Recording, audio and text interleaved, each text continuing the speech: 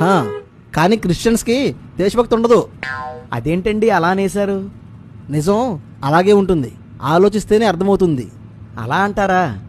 అసలు దేశభక్తి అంటే ఏంటో చెప్పండి, అప్పుడు మాకు దేశభక్తి ఉందో లేదో ఆలోచిస్తాను.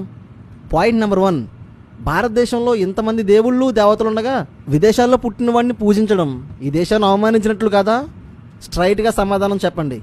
మీ పాయింట్ నెంబర్ 1కి నేను 3 ఆన్సర్స్ ఇస్తాను. ఇవ్వు చూద్దాం. ఆన్సర్ నెంబర్ 1, మనం విదేశాల నుండి సాంకేతిక పరిజ్ఞానం తెస్తున్నాం, విద్య వైద్య విధానాలను తెస్తున్నాం, వాహనాలు తెస్తున్నాం. అంటే దానికి అర్థం ఇంపోర్టెడ్ వస్తువులు వాడేవాళ్ళంతా దేశాన్ని అవమానించేవారేనా? నేనైతే ఇండియా వస్తువులే వాడతాను.